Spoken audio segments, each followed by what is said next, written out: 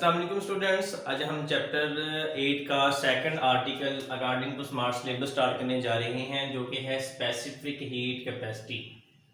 Bye word इसका meaning समझते हैं। पहले स्पेसिफिक का मतलब होता है कुछ खास चीज, पर्टिकुलर कुछ खास चीज के बारे में बात हो रही है। हीट का मतलब हो गया आपके पास, आपको पता है कि हीट क्या होती है कि एनर्जी की फॉर्म है, तो फॉर्म ऑफ एनर्जी लिख लेते हैं, फॉर्म ऑफ कैपेसिटी।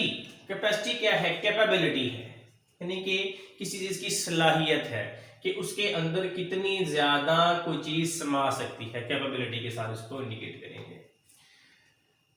ये डेरिवेशन समझने से पहले इसकी छोटी छोटी सी एक एग्जांपल है, वो समझ लेते हैं ताकि हमें डेरिवेशन की आसानी से समझ आ जाए, और कुछ डेफिनेशंस मैंने यहाँ पर लिखी हैं उनको भी आसानी के साथ हमें समझ आ जाए। तो यहाँ पर देखें, आपके पास एक मेटल है। फर्ज करिए आपके पास ये भी 1 किलोग्राम मेटल है और ये भी आपके पास 1 किलोग्राम वाटर है। बच्चों आपने इसको हीट करना है, आपने इसको हीट किया। हीट करने के साथ हम देखते हैं कि ये इसके सॉलिड के जो पार्टिकल्स होते हैं इंतहाई एक दूसरे के करीब क्लोजली पैक्ड होते हैं। जब हम इसको हीट करेंगे तो ये बहुत जल्दी ये तमाम की तमाम जो मेटल है हीटअप हो जाएगी। लेकिन जब वाटर को हम हीट करते हैं तो वाटर के पार्टिकल एक दूसरे के कुछ दूर होते हैं, करीब करीब नहीं होते।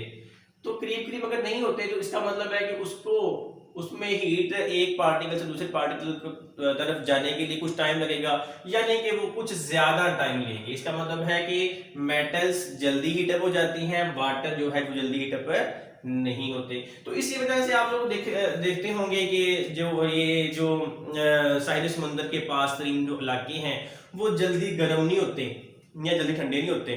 लेकिन जो जहां पर जो इलाके साहिल समुंदर से काफी ज्यादा दूर पाए जाते हैं वो जल्दी जो ठंडे भी जाते हैं और जल्दी गर्म हो जाते हैं। गर्मियों में यानी कि जैसे हमारा इलाका है वहां पर कि ज्यादा अगर धूप पड़ेगी तो डेफिनेटली वो जल्दी गर्म हो जाएंगे, अगर कुछ ठंडक पड़ेगी तो वो बहुत ज्यादा ठंडे हो जाते हैं। लेकिन जो साहिल समंदर के इलाके होते हैं वो जल्दी ठंडे और जल्दी गर्म नहीं होते, मॉडरेट टेम्परेचर वहां का रहता है, जैसे कि साहिल समंदर के जैसे कराची में होता है। जिसकी डेरिवेशन पे आते हैं, delta Q directly proportional to delta T. देखिए यानी कि इसका मतलब क्या है? डेल्टा क्यू का मतलब है हीट। जितनी हीट आप ज्यादा देंगे उतना ज्यादा टेम्परेचर में क्या आएगा? चेंज आएगा। जितना ज्यादा मास होगा किसी बॉडी का, भाई एक छोटा सा इतनी सी मेटल है, एक इतनी सारी मेटल है, तो जाहिर है इतनी सारी मेटल को ज्यादा ही टेम्परेचर देना पड़ेगा। तो इस वजह से हम क्या कहते हैं, जितना ज्यादा आप हीट देंगे वो डिपेंड करती है कि किसी ऑब्जेक्ट का मास कितना है। लाइक आपके पास 1 किलोग्राम वाटर है, जल्दी गर्म हो जाएगा। आपके पास अगर 10 किलोग्राम वाटर है तो डेफिनेटली उसको देरी लगनी है ना। यहाँ पर लेफ्ट हैंड साइड बराबर है delta Q directly proportional to M delta T. मैंने ये भी इसको आपस में मिला दिया, क्योंकि जब लेफ्ट हैंड साइड बराबर होती है तो राइट हैंड साइड को बराबर रख सकते होते हैं। प्रोपोर्शनैलिटी साइन है, प्रोपोर्शनैलिटी साइन खत्म करने के लिए क्या लगाया? एक कांस्टेंट लगाया, और यहाँ पर कांस्टेंट जो है वो है सी है, specific heat capacity. So specific heat capacity delta Q इधर जाके ये डिवाइड हो जाएंगे, एम डेल्टा टी बन जाएगा। इसका यूनिट अगर हम निकालनी है, यूनिट बच्चों इसका होता है आपके पास डेल्टा क्यू। डेल्टा क्यू का होता है जूल। हमें पता है कि heat in the form of joule होती है। एम मास है, मास क्या होता है? ऐसा यूनिट है मास का किलोग्राम। डेल्टा टी का क्या आपके पास होता है? केल्विन। ये भी ऐसा यूनिट है, पढ़ा हुआ आप लोगों ने। तो इसको हम सॉल्व करते हैं, जूल पर किलोग्राम पर केल्विन, ये जिसकी आपके पास यूनिट बन गई। इसी के साथ इसकी डेफिनेशन भी कर लेते हैं। डेफिनेशन क्या है? Specific heat capacity. Define specific heat capacity. Paper में आ सकता है question. Amount of heat required, amount of heat required, amount of heat, ये वाली heat, amount of heat required to raise the temperature of 1 kilogram of mass of heat substance through 1 Kelvin। यानी कि suppose करें आपके पास ये 1 kilogram water है, आपने इस 1 किलोग्राम वाटर को इसका 1 किलोग्राम वाटर का आपने 1 केल्विन टेम्परेचर बढ़ाना है, तो आपको जितनी हीट चाहिए होगी वो आपकी क्या होगी? स्पेसिफिक हीट कैपेसिटी होगी। फर्ज करेंगे आपने सिर्फ 1 किलोग्राम, जो आपने सिर्फ और सिर्फ 1 किलोग्राम आपने किसी भी मास है, 1 किलोग्राम मास है, उसका टेम्परेचर बढ़ाना है और वो है भी आपके पास वाटर है, तो बच्चों वाटर की जो स्पेसिफिक हीट होती है वो होती है 4200 जाउल पर किलोग्राम पर केल्विन। तो देखिए आराम से आपने यहां से निकल आएगा कि 4200 जाउल पर किलोग्राम पर केल्विन कि आपके पास जी इतनी एनर्जी रिक्वायर होगी आपको जस्ट 1 किलोग्राम वाटर को हीटअप करने के लिए, उसका 1 किलोग्राम वाटर का 1 केल्विन टेम्परेचर बढ़ाने के लिए। इसी तरह आपके पास 2 हो, 4 हो, 5 हो, जैसे कि आपके पास बुक के बीच में 5 किलोग्राम की एग्जांपल दे रखी है। ले जी 5 है, 5 किलोग्राम है, 5 किलोग्राम को आपने मल्टीप्लाई कर देना है 4200 जाउल पर किलोग्राम पर केल्विन के साथ। तो जी आपके पास यहाँ पर इसकी जाउल आएगी यहाँ पर, क्योंकि वो कट जाती है। 5 मल्टीप्लाई 42 यानी कि इसको जब सॉल्व करेंगे तो अबाउट 21,000 जाउल के करीब एनर्जी आती है। इसका मतलब क्या है कि अगर 1 किलोग्राम आपके पास है तो उसको आप सिर्फ और सिर्फ 4200 जाउल अगर दे दें तो वो उसका टेम्परेचर 1 किलोग्राम मास का टेम्परेचर जो है वो 4200 जाउल एनर्जी देने से 1 केल्विन बढ़ जाएगा। लेकिन अगर 5 किलोग्राम है, तो उसको आपको 21,000 जाउल एनर्जी रिक्वायर होगी उसको हीटअप करने के लिए।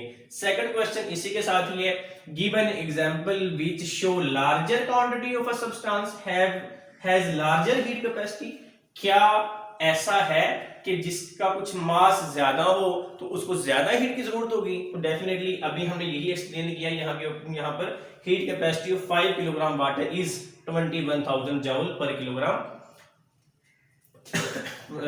Heat capacity of 5 kilogram water is 21,000 joule पर किलोग्राम पर केल्विन। यहाँ पर भी बल्कि जाउल ही कर लेते हैं क्योंकि वो वैल्यू उसकी किलोग्राम से कट जाती है। This means that 21,000 joule energy is required for every 1 Kelvin। इसका मतलब है कि 1 केल्विन टेम्परेचर बढ़ाने के लिए कितनी 21,000 जाउल एनर्जी की जरूरत है उस temperature of water, 1 kelvin temperature का बढ़ाने के लिए, एक केल्विन वाटर का टेम्परेचर बढ़ाने के लिए। Thus larger is the quantity of this substance। जितनी ज्यादा आपके पास सब्सटेंस की क्वांटिटी है, higher will be its heat capacity, उतनी ही ज्यादा उसमें क्या होगी, हीट कैपेसिटी इस्तेमाल होगी। थर्ड क्वेश्चन आपके पास है, why water is used in cooling system of vehicles.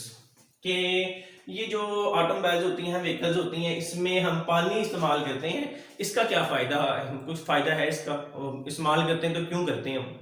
देखिए बड़ा सिंपल सा लिखा हुआ है, large amount of heat is produce, बहुत ज्यादा हीट प्रोड्यूस होती है बाय इट्स इंजन की वजह से।